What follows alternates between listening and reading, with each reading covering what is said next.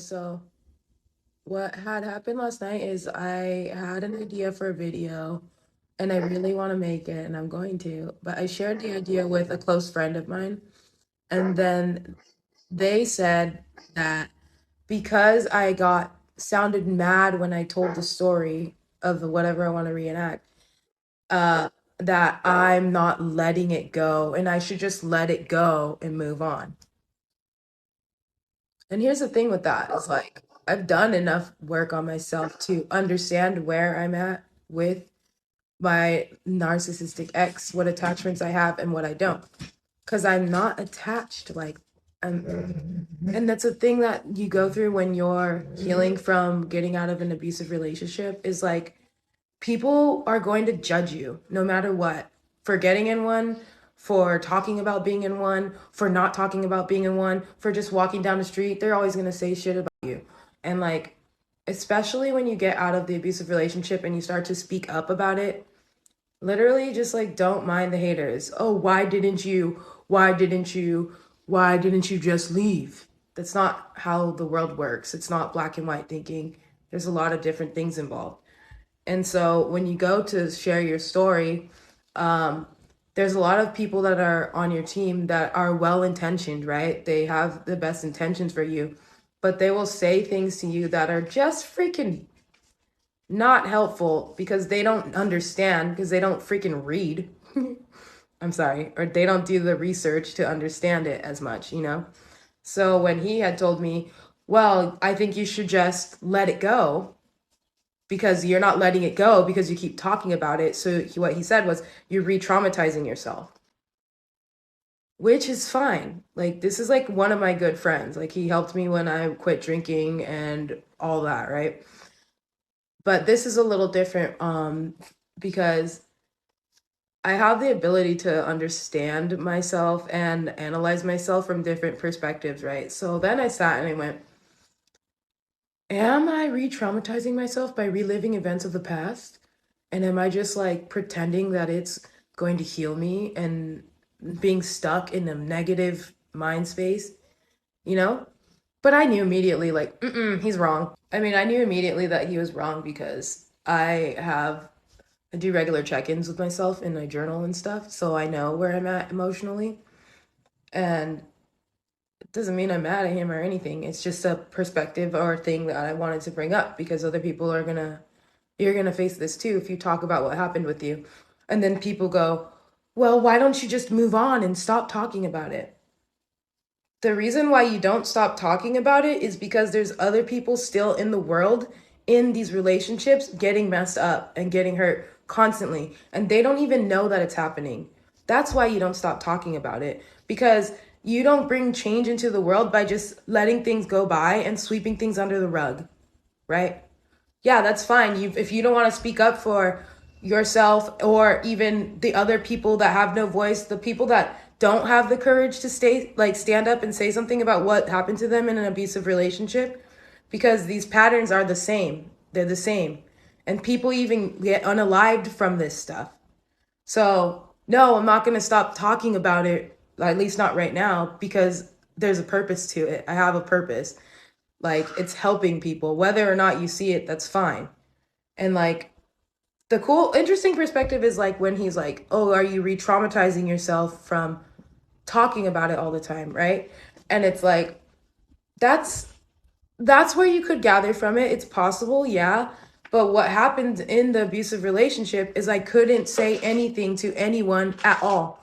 I couldn't say anything to my ex about anything that he did to me because then I would just be gaslit or like put down or ignored or straight up left behind, you know? Then when I said anything to my friends or like family members that were just like didn't know how to deal with it because it was an abusive relationship, like they get tired of it because they don't know what it's like, you know? And so it just seems like you're just going there on purpose and you want to be miserable, which it makes sense because if you haven't been in it, that's how it freaking looks. So that whole time in that relationship, I was just getting freaking messed up and like betrayed and physically assaulted and everything over and over and over. And I didn't say anything.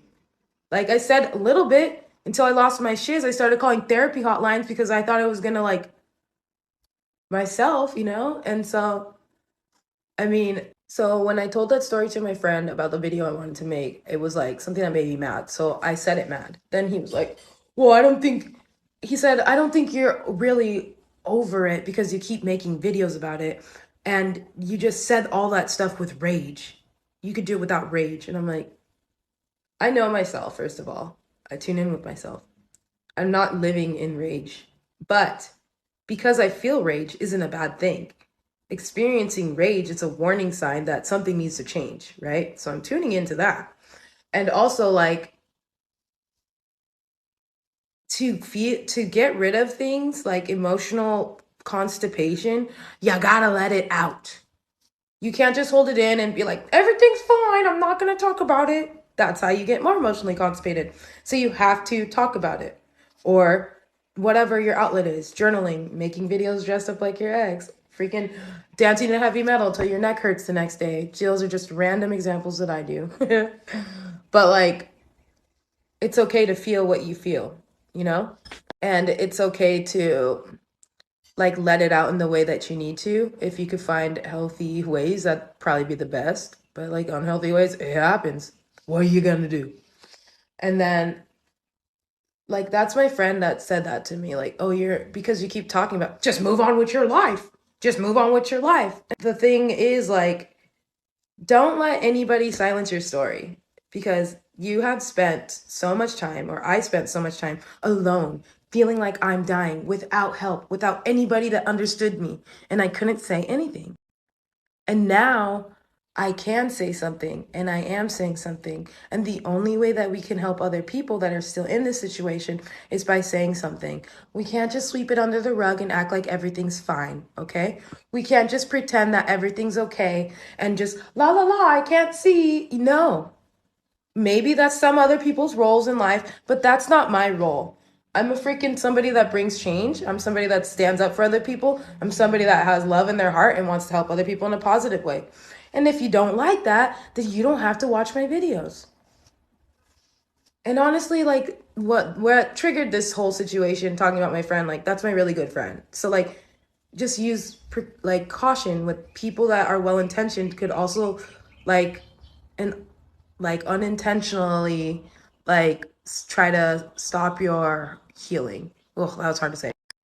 And that's also why it's like so freaking important to link up and meet up or just have a support system that understands narcissistic abuse or whatever emotional abuse, abusive relationships, whatever happened to you. People that have been through it or people that are educated on it.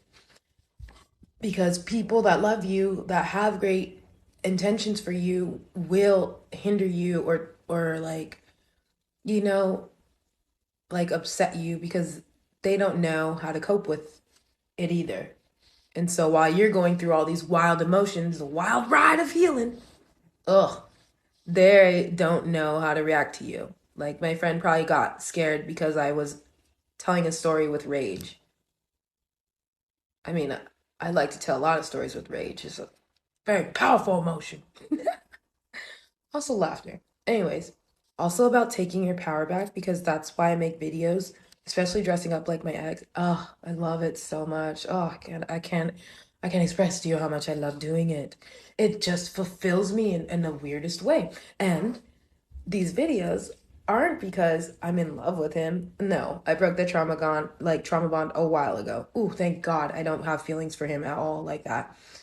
But I do have memories that I relive or I revisit and I talk about them. And when I make these videos, it's to help other people and also it's to stand up for myself because for like what 2 3 years I was just being like emotionally abused, like you know, and isolated and put down. And then he used all of my deep rooted family issues against me to talk shiz to me. And he was had other supplies and they were doing stuff to me together, like while I was asleep, all of these things.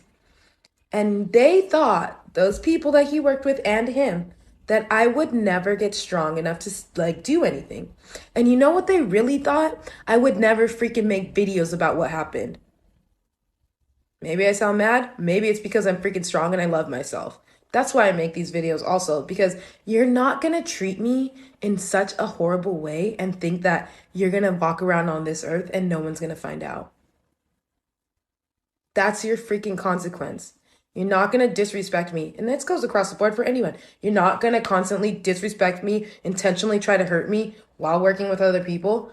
And you think you're just gonna walk around and it'll be fine and I'm not gonna say anything. Because I love myself. Also, sending you guys love.